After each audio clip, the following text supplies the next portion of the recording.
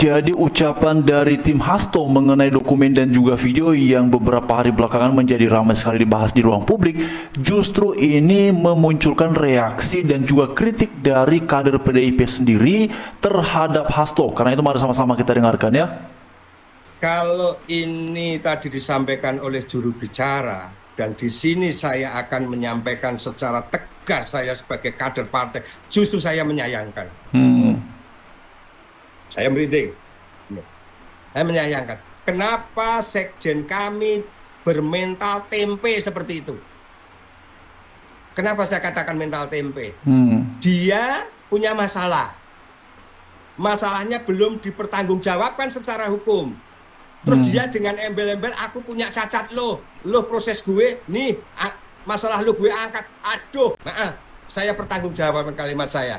Jadi dengan dasar pegang dokumen, masalah apa, saya nggak paham ini sebenarnya. Catatan apa, wah ini kalau nanti dia diproses, terus dibongkar. Saya malah pengen, Mbak, ayo, Guntur Romli atau siapa, kok saya malah pengen ayo berdebat sebagai kader partai, saya berani. Berarti apakah negara ini terus buat main-mainan?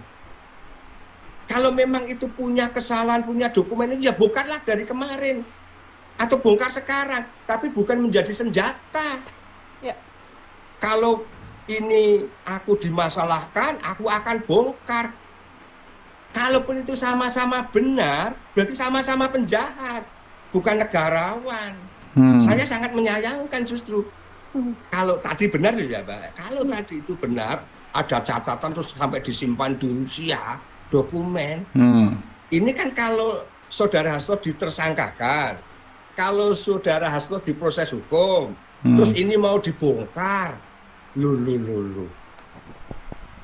Kok bisa terpilih jadi sekjen ya seperti ini ya?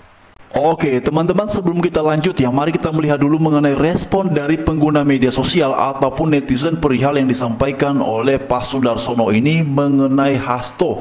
Nah, kalau kita lihat ya, pada beberapa hari belakangan justru komentar ataupun reaksi dari pengguna media sosial mengenai penjelasan-penjelasan yang dikemukakan oleh Pak Sudarsono ini justru pada umumnya mendapatkan apresiasi dan juga dukungan dari pengguna media sosial, bahkan tidak sedikit yang kemudian menyampaikan pujian kepada Pak Sudarsono. Seperti yang ada di sini misalnya, ini komentar yang paling bijak tentang kasus ini. Mantap katanya 100%. Sangat setuju dengan Mas Sudarsono. Inilah politisi cerdas.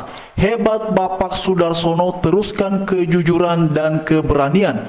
Memang kebanyakan yang solid itu ya yang di akar rumput, elit-elit di atas pada munafik. Semangat Pak Sudarsono. Jadi teman-teman semua, justru kritik yang dilontarkan disampaikan oleh kader PDIP sendiri kepada sekjennya, yaitu yang bernama Hasto, yang beberapa waktu belakangan oleh KPK sudah menetapkan yang menjadi tersangka dalam kasus Harun Masiku dengan perannya sebagaimana sudah disampaikan oleh pihak KPK.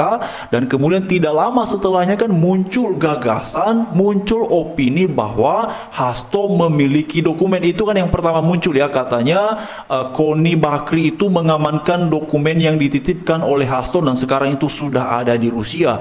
Setelah itu muncul lagi opini perihal adanya video, katanya elit-elit yang dimiliki oleh Hasto. Perihal apa? Memang tidak diuraikan secara mendetail ataupun secara jelas itu konten videonya itu membahas ataupun siapa yang ada di dalamnya. Namun katanya itu penting sekali.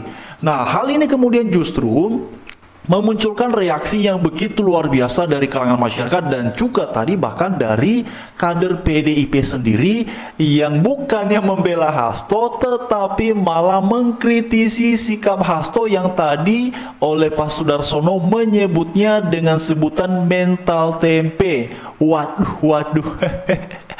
Bagaimana menurut teman-teman ini ya? Jadi saya pikir apa yang kemudian tim Hasto sampaikan beberapa waktu belakangan kepada publik, ternyata yang kemudian menjadi tidak bersimpati, tidak berempati itu bukan hanya masyarakat yang non-kader dari PDI Perjuangan, tetapi juga di kader PDI Perjuangan sendiri ada yang bahkan menyayangkan dan geli juga dengan klaim-klaim yang disampaikan oleh Hasto dan juga tim kuasa hukumnya. Jadi memang ini teman-teman, kalau kita lihat ya, apa yang sedang terjadi ya perihal kasus Hasto ini sebenarnya yang membuatnya menjadi panjang, yang membuatnya menjadi bahan perbincangan di ruang publik adalah karena pernyataan-pernyataan mereka sendiri.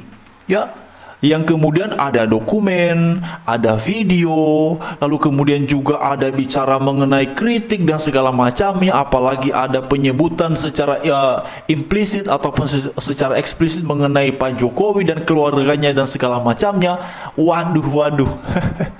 Jadi sebenarnya itu yang membuatnya menjadi panjang. Jadi sebenarnya ya, informasi-informasi yang beredar dalam kurun waktu sekitar ya 1-2 minggu belakangan ini adalah bukan mengenai tim Hasto yang sanggup membantah fakta-fakta hukum, bukti-bukti konkret yang dimiliki oleh KPK sehingga kemudian menurut pandangan KPK membuatnya Hasto ini layak ditetapkan statusnya sebagai tersangka dalam kasus Harun Masiku dengan perannya sebagaimana sudah diuraikan oleh pihak KPK.